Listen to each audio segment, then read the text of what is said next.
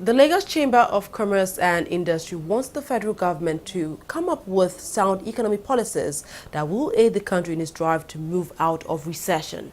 The chairman of the Financial Services Group of the Chamber made the call in Lagos State, southwest Nigeria, while expressing concern over Nigeria's snail-moving pace as the economic recession bites harder. The Director General of the Chamber, Muda Yusuf, also kicked against the government's attitude to resolving certain issues during this time. The issue of downward turn is not peculiar to only Nigeria. It's peculiar to every developing and developed country as we speak now. But the bottom line is, how do we rebound out of this situation? It is possible. It takes the willpower of everybody, and it takes us also having discipline, financial discipline to ensure that let us start looking inwards. We have a lot of things here in Nigeria that we can take to the outside world. You have the CAX project in agriculture.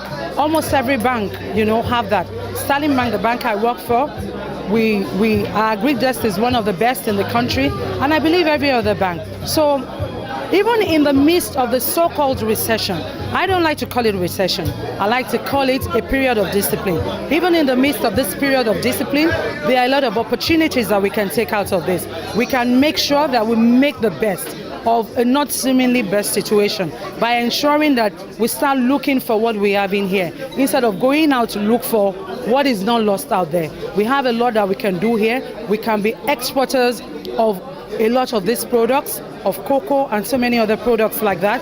We can start exporting them, and by so doing, we will attract foreign exchange into our country. And if we are talking about stimulating an economy in a recession, we are talking about stimulating investment in a recession.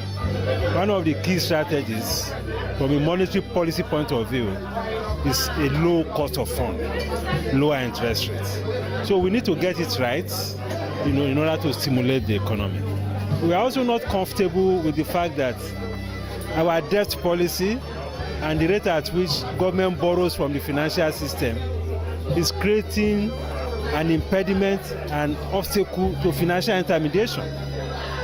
Because funds that are supposed to come through the financial system to investors, through the financial system to entrepreneurs, most of these funds are going to investment in treasury bills, in federal government bonds.